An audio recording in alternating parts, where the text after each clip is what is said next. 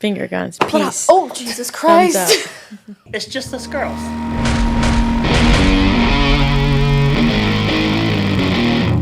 Welcome back to Between Takes. We are here without Josh. Finally. Nuh-uh, I'm back here. He said, no, I'm right here. Just kidding. We're here with Sarah, though. A little special guest today in the studio.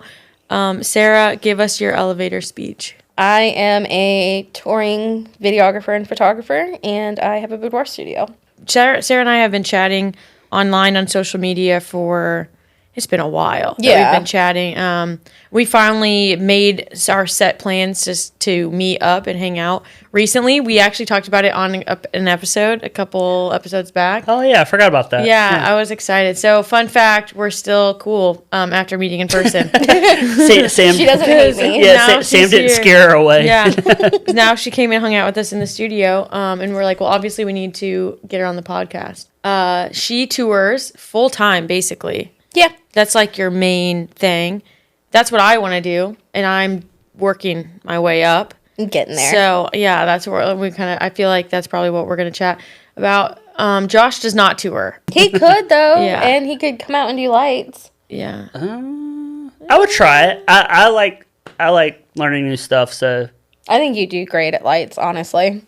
That's his, thanks. I feel like that's his, like, expertise, is Yeah. lighting. And it would be the best thing having him as my LD instead of somebody who hates me because I'm asking for 100 things. I'm like, can you go brighter? The whole time I would be thinking about how it would look on camera and on video, so I got you. Yeah. Yeah, we had one of the bands I toured with, we had a LD that strobed for like an obscene amount of time to the point where I was just like, okay, I think I'm dying now. I don't think I'd be able to handle strobe lights at a... They were like pointed at the crowd and the stage was like eye level with me. So it was to a point where I thought something happened, like something malfunctioned because it was just like going and going and going. And I was like, Something broken? I was like, is something broken? Because I'm going blind. And we get done, and he's like, oh, that was amazing. He's like, it looks so cool from front of house. I was like, I bet. Yeah. I can't see anything ever again. It looked terrible back here. I was like, I think my retinas are burned out. That never happens to me because a lot of my gigs don't have LDs. You're lucky if there's lights. I'm lucky if there's lights. Look, I've been in that Yeah. realm because I started shooting shows back in 2011, and then touring in 2016 was when that started. And that was like here or there, like a week, 2 weeks, like little stuff. And now I feel like every time I leave, I'm gone for like 2 months. It's been a little bit, well, Citizen's a little bit less. They don't do more than a month because their singer has like 2 little girls. So I've done I think the longest I've been gone, like solid, was 3 months. Love that. Wish I could do that. You can. I will one day. You will. I will one day. I was telling you guys, this is who I was telling. Whoops. When I was earlier, I was talking about, I think that this summer is going to be the biggest year yet that I've had as far as just like getting gigs that make me feel successful, if that makes sense. Like on paper, I am successful, but like I'm not where I want to be. Well, I think the second that you're like, okay, I'm where I want to be, it's like, well, where's your next step? Like, where's the next thing? Where do you go next? I think it's important to always want to keep climbing and growing, but it's also something that I didn't do, especially in the beginning of my career, was celebrate the wins along the way. Definitely do that. Yeah. Because there's so many times that I'm like, this was such a cool thing that I didn't let myself sit in that feeling. Yeah. And I wish I would have. Yeah. And I still, even like now where I'm not doing, I don't know, like crazy, insane things, but like I have to catch myself because it's like sometimes you're focused so hard on where you're trying to get that you like forget to appreciate even the fact that like where you are, like, or where I am now compared to where I was 2 years ago. Yeah. And like even how far of a difference that is. And sometimes I'm so worried about like where I want to be next and the fact that I'm not there yet that I forget to be like, okay, but remember where you like started and where you were even 6 months ago. Like everything's just always changing and like getting better, but it's sometimes I get caught up in that like it's not enough. It's not It's hard. It's so easy to get, especially with social media, I feel like, because there's always somebody out there doing something more, something bigger, something better, something you wish you had thought of. And it's like, if you don't celebrate the wins, one, nobody else is going to celebrate them for you. They're just going to be like, oh, okay, well, clearly that wasn't cool. Yes. And so it's just hard because I think I've done that with a lot of things in life where I'm just like, oh no, just the next thing. Let's just keep going, keep pushing. And it's like, you really should slow down and like celebrate and look around at what you're doing, because one day you're not going to be able to do all this. Right. Well, I'll be 90 years old in a wheelchair. Still doing splits though. Still doing splits. Well, I couldn't even do splits at 15 or now. So. I have to admit, I cannot do I'm actually talking about doing a split workshop. You should come. You know what? One thing about me, I'll give it a try. I'll try. Success, I have negative flexibility. Like, I don't think that's a thing. You have more. You saw me try to touch my toes earlier. You can't tell me that that's not negative flexibility. It's not. You're just not warmed up. You got to stretch. That's all. Warmed up. Yeah. You saw me as warm as it gets. That's it. There's no as warm as it gets. There's no warmer. But I know recently you started a Patreon account. I did. Which I think is such a cool thing. I think Patreon is such a good way that's social media related to like really make money out of the information that you have, like your expertise and the knowledge you have. Like, I think it's such a good way for people to put it into a video or like a reference because we do get, I don't want to say bombarded because that sounds terrible, but I feel like all of us that have been doing it for a little while, we do kind of get bombarded with people like asking us for advice and how to do things and what, like, where we did where we learned or whatever. I think I remember even telling Josh that you started it, and I was like, I think that's going to be like, she's a really perfect like person to do that, because you're like another wealth of knowledge. It's scary to start it because I was like, what if nobody cares? Yeah. What if and like that's been my thought every time I've done something new ever, is like when it comes to like photography or videography, I'm like, what if nobody cares? And then I'm like, well, I don't care. I care. You know, like I don't care if they don't care. I care. But I've always liked teaching, and I used to just kind of do it like when anybody would ask or had questions about things, and I still will answer questions and try to help as much as I can. But the issue I was having was people would ask for help and then immediately turn around and block me. Yeah, that's crazy. Or like immediately turn around and like hit up the band that I was working for. So it got to a point where it was like, okay, well, this seems silly to like help people who are actively trying to like go after the jobs that I'm doing. And I have also spent money on like workshops and mentor calls and things like that. And time. Yeah, and it's like learning the stuff and trial and error. And there's so much that you can just learn by just turning on your camera, messing with some lights, and just figuring it out. Yeah. And make it fun. If you're not having fun, what's the point? Yeah. But it's hard to like do that constantly for people who are asking, like, you know, sending messages and stuff. And then they turn around and just ghost you and they're gone. And you're just like, well, I wanted to be friends. Like, I thought that that's what was happening. But because of that, like, I was like, I need to figure out a way to do this. And I had started doing the mentor calls, which was fun.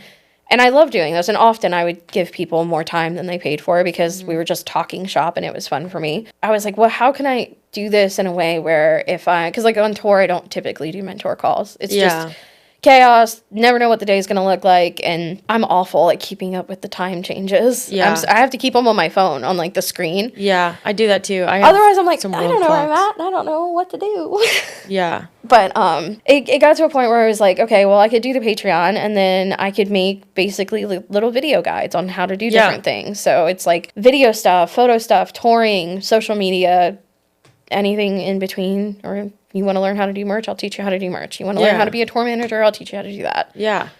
So, and like I do think like there's got to be at some point where you're getting asked all this information over and over, and often like there's got to be a point where we get paid for our knowledge. Anybody who's put in the time to learn and form this like expertise or like get to this point, this is our job, this is what we do. Right. And so anybody in any other field would expect to be paid for like consultation or to teach someone or instruct someone. I think it's weird when people in our field specifically kind of get the side eye when when we do something like this, and we're like, yeah, we do want to give you like our knowledge or whatever, but also like we should be compensated for the time we're spending teaching you, because that's time that we could be learning something new. And especially I've been getting the messages a lot lately with people that are like, how did you get started? Like, how do I want to do this? Like, what path did you take or whatever? I feel like I'm not saying like I want to be like, okay, Venmo me $5 because I told you I started. When you start getting asked that, when you have enough of a presence that you're getting asked that all the time, it's you're tricky. taking the time and you're making the content to help people, then there's no, what's the difference between making a Patreon and someone throwing you a few dollars to watch a video you made about it and people trying to sell a course? Right. And on my Patreon, like, they have full access to me. There's a chat on there. They can talk to me. I kind of like let them decide like what's going to happen. If they don't have a preference, I just kind of come up with something that I think would be cool, or to like stuff that I was like, I wish I would have known that. Yeah. And it's also like, I came up in the era of like, we didn't really, like, there wasn't a ton of social media platforms. There wasn't a ton of information out there. And everybody was like, no, I'm not telling you anything. So it's like, I came up in an era where I really had to like trial and error, really had to put work and effort into like figuring out new things, because it wasn't something that people were just like, oh, hey, let me show you how to do this. Or, hey, there's a YouTube channel, or there's 400 Instagram videos. You know, it's a lot of the questions that I get asked, people could genuinely find on YouTube. Right. A quick search on Instagram. 100% you could find step-by-step how to do it. Yeah, and those people, a lot of the people that when you're searching something and their videos are the top ones coming up, they're getting paid for your view. So like those people made these videos and they're free to you to watch, and they're still being compensated by the platform, for putting that video together and putting that information out. So like, what's the difference between that and like you expecting to be compensated for the same questions being asked all the time? I just feel like it's like weird when people are kind of have this like sense of entitlement to someone else's knowledge, really, and like truly, time like, and energy. You owe nobody anything. Yeah. And, you know, you don't owe anybody anything. It doesn't matter what you know, what you've learned, what you've done. You could know the secret to the fountain of youth. You don't have to tell anybody. Yeah. And gatekeeping has become such a buzzword that it's like, if you don't give up everything you know and everything you've learned and paid or worked to get the information for, now you're gatekeeping. I'll help you. Like people reach out to me and ask for advice. I do give them advice. I tell them I don't have collegiate training. Like I don't have a degree in it or anything. Me neither. I haven't taken any specific college like courses. I am all self-taught, which means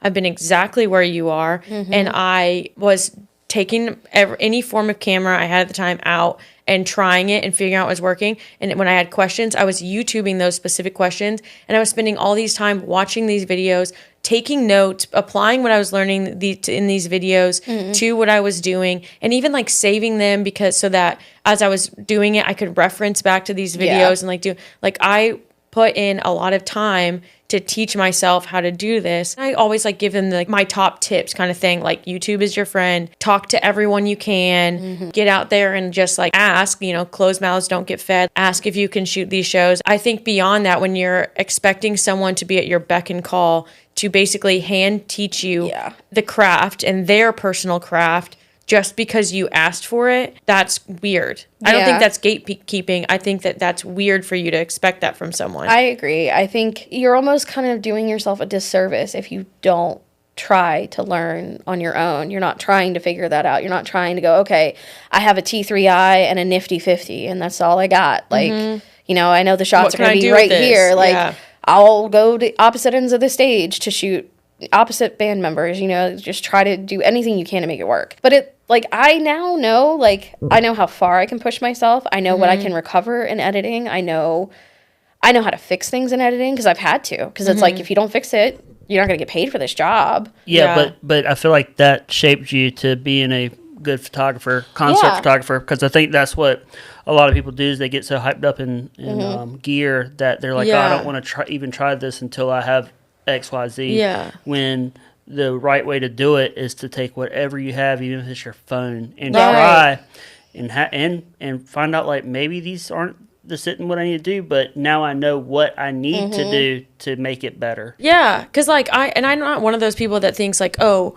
I suffered, you need to suffer too. Like, I'll even send you like I'll send you the people that I like to watch on YouTube. Like, it's not like that. I do the same thing. I'll show you where I learned, like, I'll tell you where I learned stuff. But I do think that you're not going to learn as much from me just giving you all of the answers that you want. That's not conducive for, like, my time. But then also, you're not going to learn as much from me just giving you answers and telling you exactly how I do things and, like, whatever, as what you're going to learn and gain if you try stuff out and see how you feel about it and what happens when you do things that way. Well, it's also like bold of you to think that I know what I'm doing. Like, you don't even know if the person that you're trying to get information from is going to be your style, your vibe, any of that. And I was just going to say that art is subjective. So like even like what I like and how I like to do things may not be anywhere near the information you need to do the art that you're trying to do. Right. Like I could give you my exact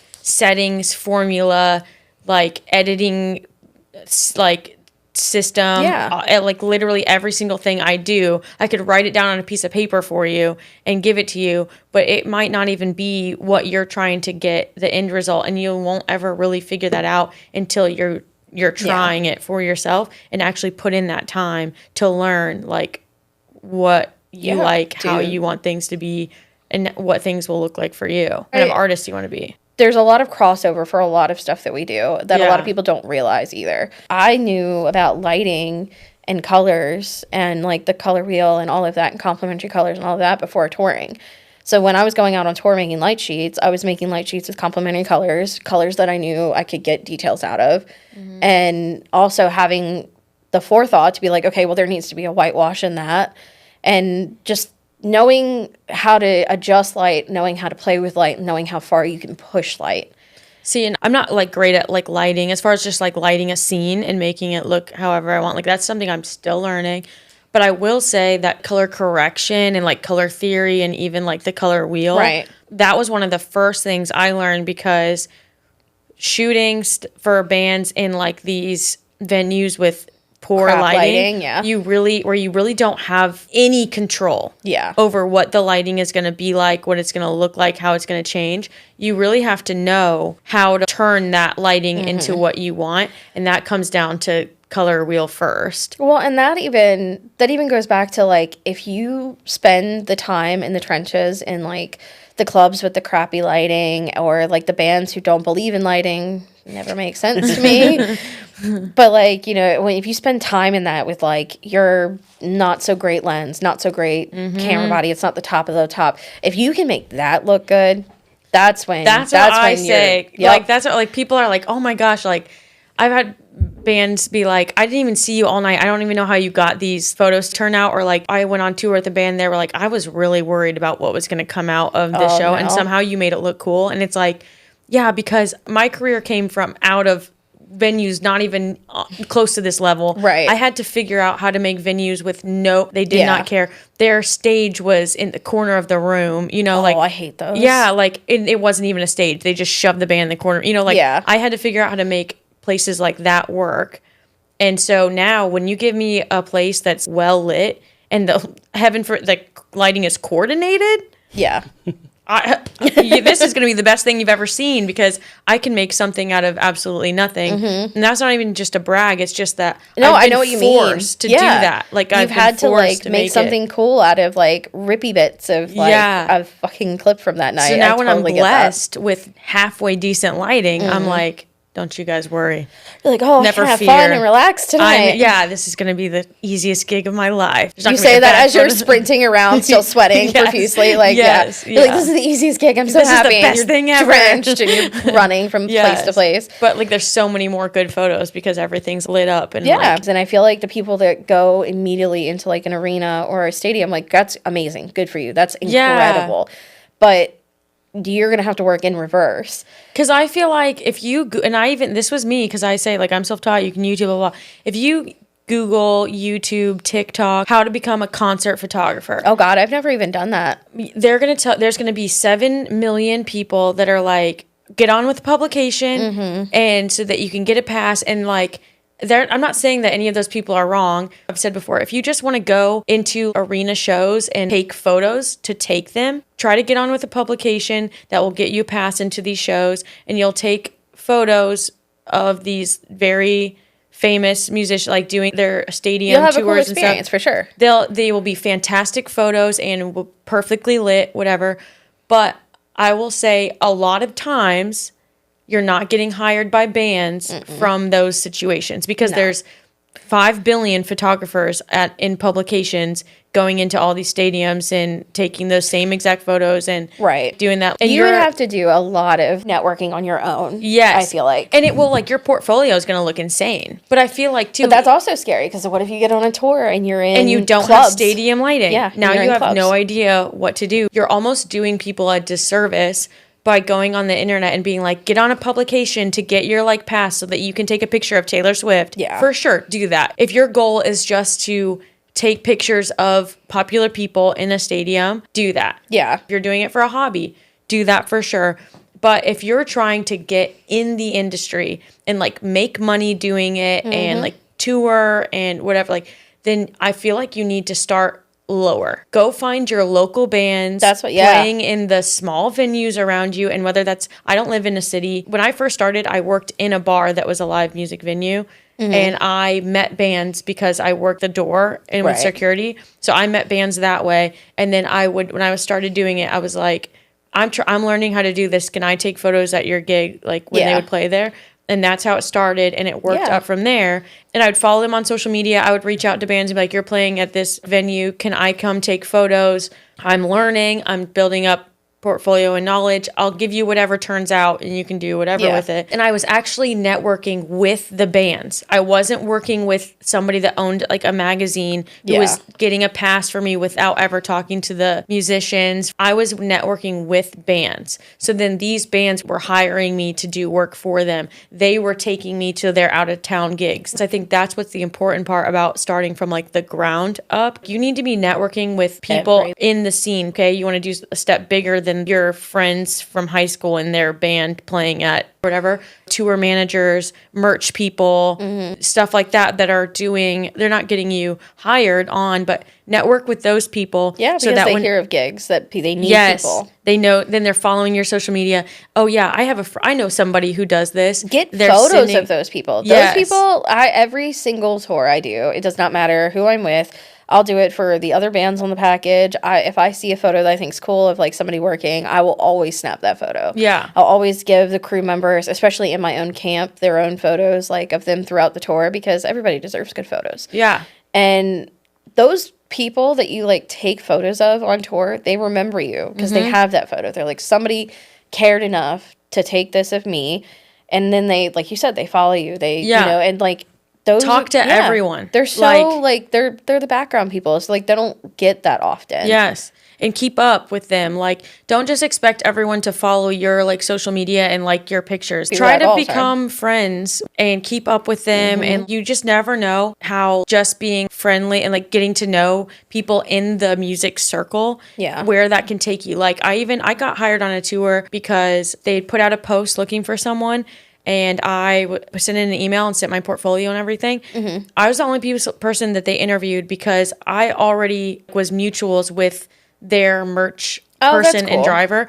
And when they, like, mentioned my, like, handle or whatever, he was like, oh, yeah, I follow her. Well, honestly, like, I've been in camps where, like, you have to hire somebody on the road or, like, you have to bring somebody else in or whatever. It goes a long way if somebody at the camp's like, oh, I know that person. Yes, I've heard of her. I've seen their stuff. Whatever. It's not just photographers that get kind of shifted around. Tour managers, merch drum techs, people, guitar techs, they get stagehands, all of it. They get shifted around too. So, like, say you do a tour with somebody and they, you know, one of their other crew members, they get on with a crew with another band and that something's opening. They're like, oh, the last band I was in, a photographer did, you know, this run with us. She was awesome, super fun, professional, like, everything was great. And now they're hitting you up. You just never know where these doors are going to open from. No, and you don't know what room your name is being talked about in. Yeah. There are so many jobs that I've gotten that my current job, I had no connection to them. They actually emailed me and I thought it was fake. I thought it was bullshit. I was like, they sent me an Instagram message too, and then I was like, oh, okay. Yeah. I don't know why that made it real, but like the Sometimes emails. that's what yeah. I was like, this is. The two different attempts, sometimes you're like, okay, Yeah. like a robot's not going to do that. But like you never know, and I feel like you have to just keep trying to network, keep trying to talk to people, keep trying. It's also a small industry. If you're an asshole, everybody knows you're an asshole. If you think that Yep. nobody knows, everybody knows. And don't go into every, like, I feel like now we're like, do this, don't do that. But like, I'm just going to start linking this podcast episode to people who ask me for advice. Talk to everyone, but don't go into that conversation expecting something to come out of it. Yeah. Legitimate, just try to make friends. Yeah. Go and with the intention to make friends, not to like get something out of it, but you just don't understand how far genuinely making friends in the different circles will actually end up taking you, because every little small thing is it's one step further, it's one step forward, and again, you never know where it's going to come from. But I feel like it's easy to sense when people are just talking you to network. They're giving you lip service. They want to like they're trying to like schmooze. It can be such a lonely industry sometimes too. Make friends everywhere you can. I'll see different festivals that we're in that season now. I'm to the point now where I'm not as excited to see the bands. I'll see bands and I'll be like, oh, that photographer's going to be there. Like I gotta hit them up. I was messaging another photographer we were talking about. He saw me at a festival or a show or something, and he was like, they're like basically family reunions, these like festivals, because we're all trying to like I love link festivals up. for that. Those friendships are important. You never know when you're gonna need someone in your corner. I preach it and I'll keep preaching it, that the relationships that you make are a tad more important than even the quality you're doing. Like if you even have just average quality, which I still, to toot my own horn, I think I'm a little above average in my like performance. You are. But I think you could be average but form fantastic relationships, and you would still be more successful than someone that's above and beyond but has a terrible reputation. Yeah. It is arguably more words are hard, guys. Arguably harder to get somebody to understand that like your personality vibes with them before like you can show somebody a pretty photo, a pretty video all day long. It doesn't matter. When you're on tour, you're living with these people and it's 12 plus people in a tin can rolling down the road. Like you have to be somebody that They're looking for someone that they're okay with having in their green room. yeah, you have to be okay. You're living with these people. I feel like the way that I made connections with people was one, just having real conversations. Yeah, I agree. I totally agree. The personal relationships are what's gonna like, it'll get you jobs and it'll lose you jobs, whether it's like a good or a bad. Who do you think would be like your bucket list to tour with? Bucket list to tour with. What about you, Josh? If you could meet any band, who would it be? Oh, Deftones and Brand New. Very well. That was quick. What about you? You go. I asked you that because I don't really have an answer. She turned it around on you. I more or less just want to make cool shit with cool people. Yeah, I'm with you. And I'm even thinking, like, I feel like what's coming to mind is like musicians that are doing like big venue tours who I know their media person, and I'm like, oh, I'd love to work with that person. Is it Song of the Week time? Yes, it is Song of the Week. Are you ready for this, Sarah? My Song of the Week is by Deftones, and it's called Minerva. Oh, okay. I like that one. And I don't know, man. That song just is a big wall of sound. The way they recorded it and the way that they do things in that song. There's actually a keyboard synthesizer in it that I never noticed until I was watching a YouTube video where they had the stems from the song and they were able to play that solo. And it's just the song is great. If you Minerva, Deftones, go listen to it. Nice. My Song of the Week is. Have I already done this one? No, I haven't. Okay. So mine is by American Aquarium, and it's called The Luckier You Get. And like the main part of the... I like the way that sounds. Yeah, the main part of the chorus is the harder you work, the luckier you get.